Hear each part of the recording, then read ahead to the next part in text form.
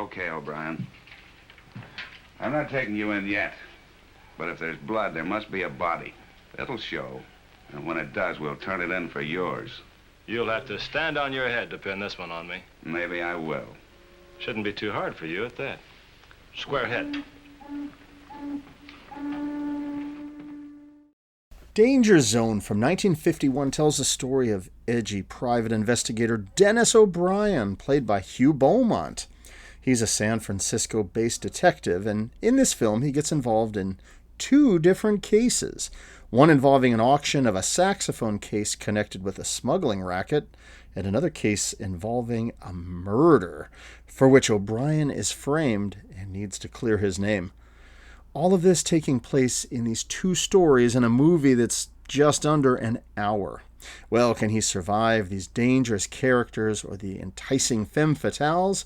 You're going to have to watch the film for yourself to see. Well, Danger Zone is a 1951 crime film directed by William Burke, and it was another part of the Dennis O'Brien series. He's the San Francisco detective, and the series was produced by Lippert Pictures. It's one of 3 films. Now, with a title like Danger Zone, I kept waiting for that moment that Hugh Beaumont would don aviators, ride his motorcycle to the airport, and hop on his fighter jet plane for a high-speed pursuit. Instead, the film remains firmly grounded. No jets, no velocity, no Kenny Loggins, but plenty of detective intrigue and danger without any red line overload. Yeah. The film starred Hugh Beaumont and Edward Brophy.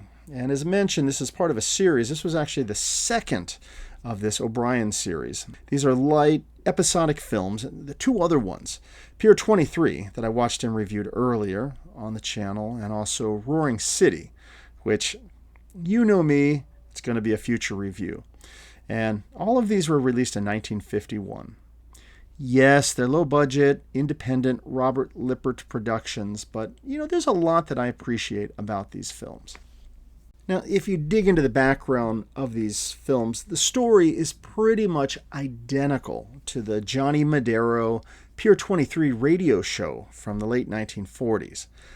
Namely, the episode Fatal Auction that featured the character Johnny Madero as this quick-witted, wisecracking investigator played by Jack Webb. Well, Hugh Beaumont basically plays the same character here, just with a different name. Well, with the Jack Webb radio series, he's this Bay Area detective. He works at a boat shop. He takes on random cases. A lot of similarities. I have the radio audio linked below, and it's pretty cool. I listen to a lot of these and really enjoy old radio broadcasts. The Johnny Madero Pier 23 radio detective drama, it was broadcast on Mutual from Los Angeles on Thursdays at 8 p.m. from April 24th, 1947 to September 4th, 1947. Fun little bit of background. I enjoy those old radio shows, and seriously, check out the links. I think you'll enjoy those broadcasts. So, back to the film. Hugh Beaumont is obviously the biggest draw of this film, and yeah, my 3 fans know I'm a big fan of him and his earlier movies. He's just got a specific screen presence to me. He's grounded, he's controlled and believable. And as an edgy detective here, to me it's a nice contrast to the more, warm, pipe-smoking Ward Cleaver type character that everybody remembers from Leave It to Beaver. Wait, did he smoke a pipe? I think he did, but you know what I'm talking about. Well, his role here in this film reminded me more of when Beaumont played the detective character Michael Shane in that series of films. A little more jaded, a little cynical, but he's also witty and wisecracking, and he gets slugged on the back of his head a lot, too. Well, his character O'Brien seems right at home in San Francisco. He's living on the docks. He's often renting out boats as his main profession, but he also takes on these quick detective cases for small fees. There's an element of late 1940s noir that I enjoy here. It's good crime storytelling, but admittedly, these are some condensed stories. It's just under an hour. You got 2 different narratives going on, so it does seem to fly past. Maybe you would like to see a little more character development, but I guess since it was initially intended for television, that actually makes sense. Danger Zone and Pier 23, to me, kind of have that feel like the Rockford Files. You know, it's like a breezy detective yarn.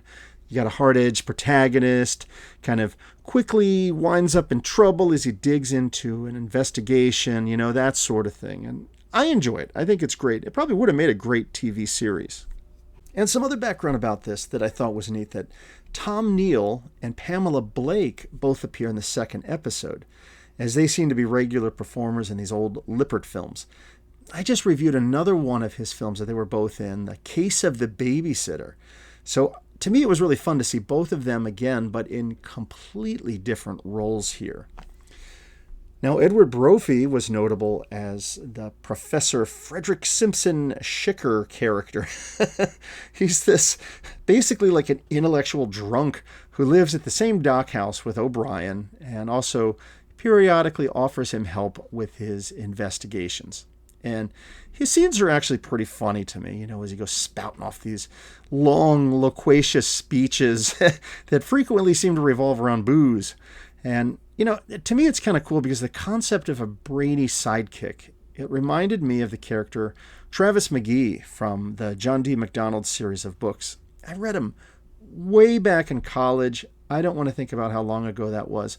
But in that situation, Travis McGee was kind of this lone wolf, Florida-based beach bum.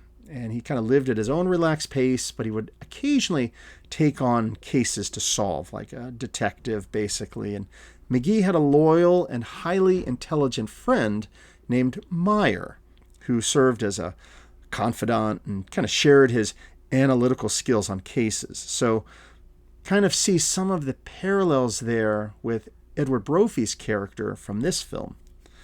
And it's interesting, you know, regarding Brophy, another claim to fame of his was that he starred as a sidekick to the Falcon character in the Tom Conway series of films from the 1940s.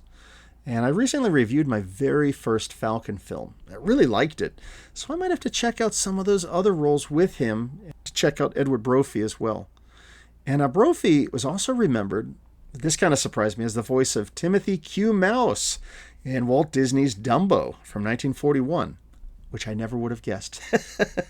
Well, sorry, I've been rambling, and in any case, let me wrap this one up. Danger Zone from 1951.